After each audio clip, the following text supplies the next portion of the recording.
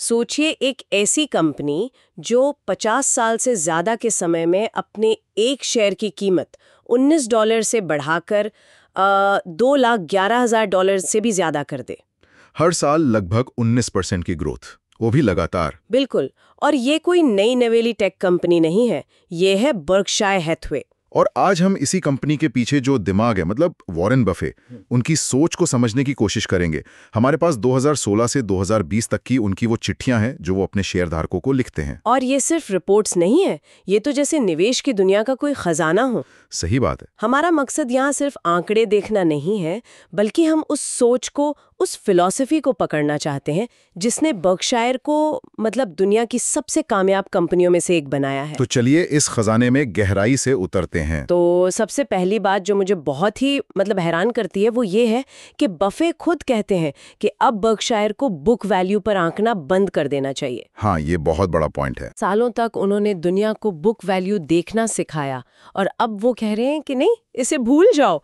तो सवाल ये है कि अगर ये पैमाना ही गलत है तो कोई बर्कशायर की असली कीमत का अंदाजा कैसे लगाएगा? आपका सवाल बिल्कुल सही जगह पर है और ये बर्कशायर के बिजनेस में आए एक बहुत बड़े बदलाव को दिखाता है।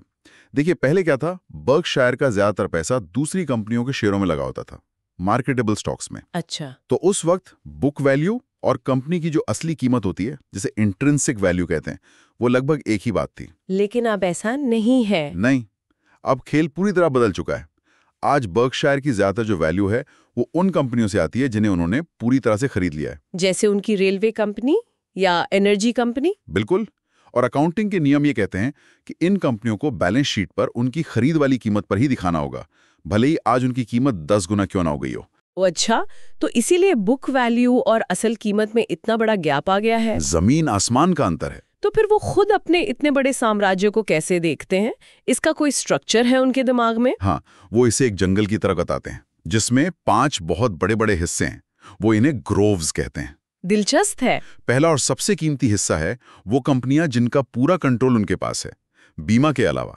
दूसरा हिस्सा है उनका वो मशहूर स्टॉक पोर्टफोलियो, जिसमें वो दूसरी बड़ी कंपनियों के 5 से 10% तक शेयर रखते हैं। और बाकी 3? तीसरा हिस्सा 4 कंपनियों में बड़ी हिस्सेदारी है। चौथा है कैश और सरकारी बॉन्ड्स का एक बहुत बड़ा पहाड़। और पांचवा और शायद सबसे जरूरी, उनका बीमा का कारोबार। हाँ, वो बीमा का कारोबार ही वो इंजन है जो इस पूरे जंगल को एक तरह से सींचता है और उसे बढ़ने की ताकत देता है। और शायद इसीलिए वो कहते हैं कि the whole is greater than the sum of the parts. बिल्कुल। मतलब पूरी कंपनी की कीमत उसके अलग अलग हिस्सों को जोड़ने से कहीं ज्यादा है। बिल्कुल, ये संरचना ही अपने आप में एक अनोखी ताकत बन जाती है। तो चलिए इसी इंजन पर आते हैं, बीमा। आमतौर पर लोग इसे एक बहुत ही स्लो और बोरिंग बिजनेस मानते हैं, लेकिन बर्कशायर के लिए ये किसी जादुई खजाने से कम नहीं है। और इस जादू के पीछे का एक राज है फ्लोट। ये क्या चीज है? यही तो बर्कशायर की सफलता का कह सकते हैं सीक्रेट सॉस है। देखिए, बीमा कंपनियां क्या करती हैं, वो प्रीमियम तो आज ले लेती हैं, हाँ, लेकिन क्लेम का पैसा सालों बाद, कभी कभी तो दशकों बाद चुकाती हैं।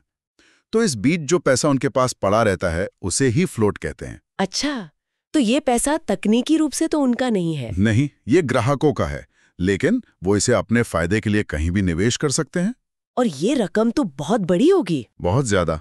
1967 में ये सिर्फ $19 मिलियन थी और 2020 तक ये बढ़कर $138 बिलियन हो गई। $138 बिलियन। हाँ, लेकिन असली जादू की बात तो अब है। ज्यादातर सालों में इस फ्लोट की लागत 0 से भी कम रही है। 1 मिनट, 0 से कम लागत, इसका मतलब क्या हुआ? क्या उन्हें पैसा इस्तेमाल करने के लिए भी पैसे मिल रहे थे? बिल्कुल। सोचिए कि बीमा कारोबार ने प्रीमियम में ₹100 लिए, लेकिन साल के आखिर में दावों और खर्चों पर सिर्फ ₹98 ही खर्च हुए। तो ₹2 का मुनाफा हो गया। हाँ, तो उन्हें निवेश करने के लिए वो ₹100 तो मिले ही, साथ में ₹2 का मुनाफा भी हो गया।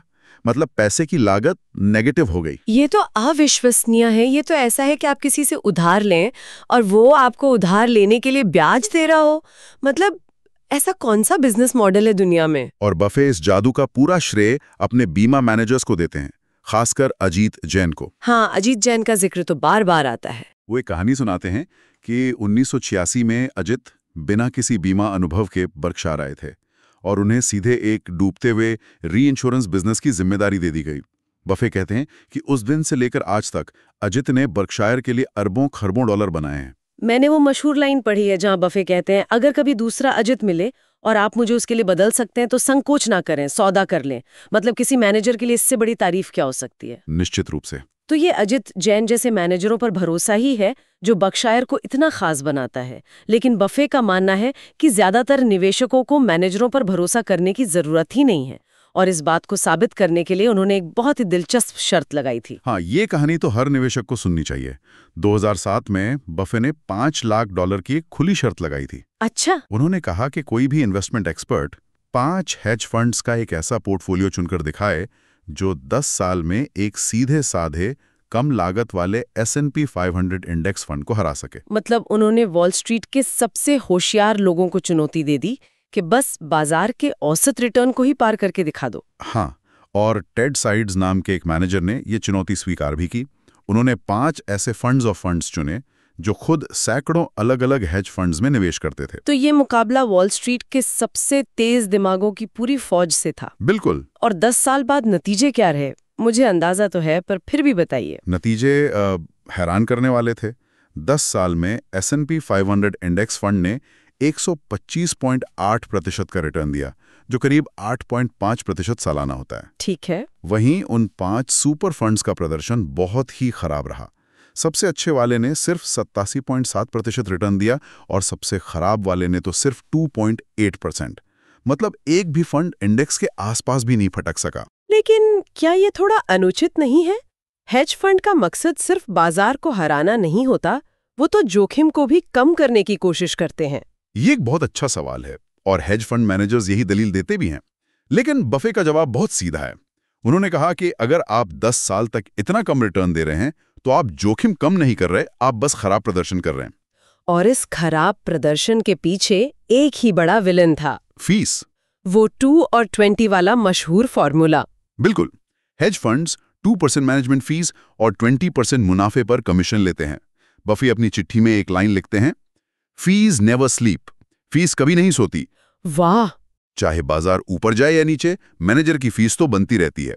और यही फीस धीरे धीरे दीमक की तरह निवेशक के रिटर्न को खा जाती है। इस शर्त में एक और दिलचस्प मोड़ आया था जो शायद नतीजों से भी ज्यादा जरूरी सबक देता है। 2012 में बॉन्ड्स पर ब्याज दरें बहुत कम हो गई थी, तो बफे और उनके प्रतिद्वंदी टेड साइड्स ने मिलकर एक फैसला लिया। क्या?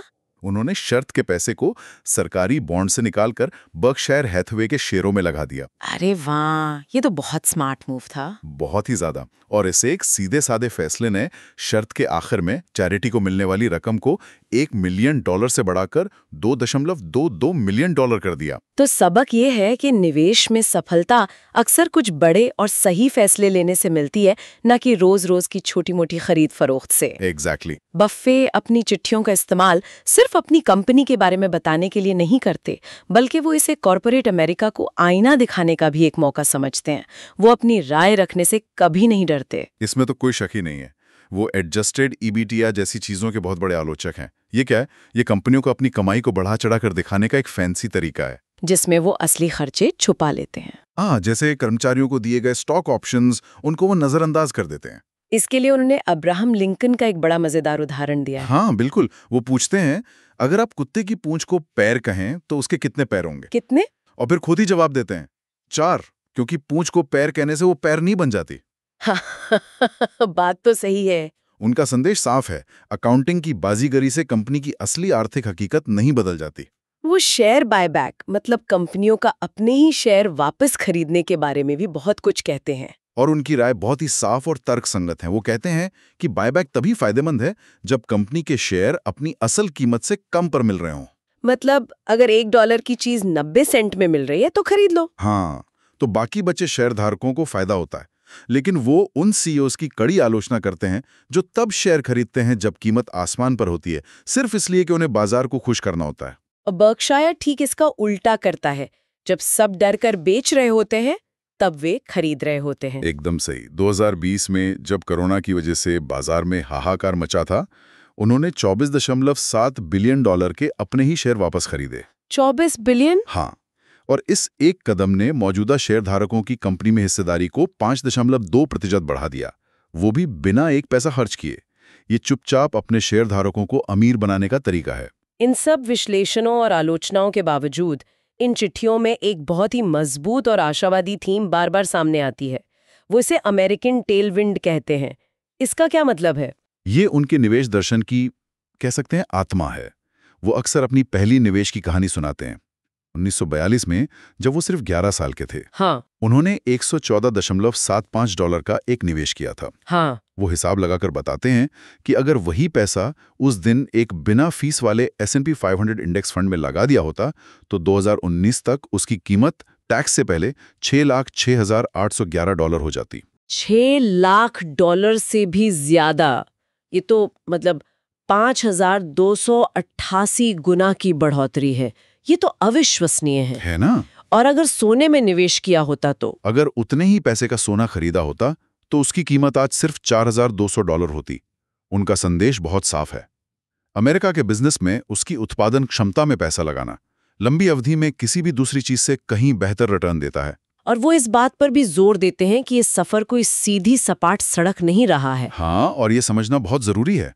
वो याद दिलाते हैं कि इस 77 साल के दौरान अमेरिका ने बड़े बड़े युद्ध देखे, आर्थिक मंदी झेली, तेल के संकट आए और न जाने कितने राजनीतिक भूचाल आए, फिर भी तरक्की होती रही। इन सब के बावजूद देश की आर्थिक तरक्की का इंजन चलता रहा। उनका मानना है कि जो लोग अमेरिकी अर्थव्यवस्था पर दांव लगाते हैं और धैर्य रखते हैं, हवा हमेशा उनके पक्ष में चलती है। ये गहरा आशावाद है जो रोज की खबरों के शोर से परे देखता है। तो अगर हम इन 5 सालों की चिट्ठियों के ज्ञान को एक जगह समेटे तो एक आम निवेशक के लिए मुख्य सबक क्या है? मेरे हिसाब से कुछ बातें बहुत साफ हैं।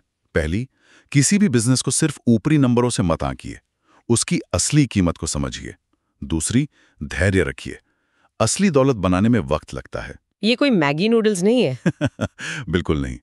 तीसरी, ज्यादातर लोगों के लिए एक कम लागत वाले इंडेक्स फंड में निवेश करना बड़े बड़े फंड मैनेजर्स को हराने का सबसे अच्छा और सबसे भरोसेमंद तरीका है। और सबसे जरूरी, अपनी फीस पर नजर रखिए। बिल्कुल, फीस आपके रिटर्न को चुपचाप खा जाती है। और आखिर में, देश की आर्थिक तरक्की पर भरोसा रखिए और बाजार के रोज रोज के उतार चढ़ाव से घबराइए मत। ये सब सुनने में बहुत सीधा और सरल लगता है, और यहीं से एक बहुत ही दिलचस्प सवाल पैदा होता है। अगर एक सीधी साधी कम लागत वाली स्ट्रैटेजी इतने अच्छे नतीजे देती है, तो फिर दुनिया के सबसे अमीर और पढ़े लिखे लोग और संस्थान वो अक्सर इतने महंगे और जटिल निवेशों के जाल में क्यों फंस जाते हैं? वॉरेन बफे खुद इसका अंदाजा लगाते हैं कि इस बेहतर सलाह की तलाश में अमेरिका के अमीर लोगों ने पिछले दशक में $100 बिलियन से ज्यादा गंवा दिए। ये पैसे के मनोविज्ञान के बारे में गहरा सवाल उठाता है। क्या हमारे दिमाग में ये बात इतनी गहराई से बैठी हुई है कि जो चीज ज्यादा महंगी है वो हमेशा बेहतर ही होगी, भले ही निवेश की दुनिया में ये सच बिल्कुल उल्टा हो? ये एक ऐसा सवाल है जिस पर हर निवेशक को सोचना चाहिए।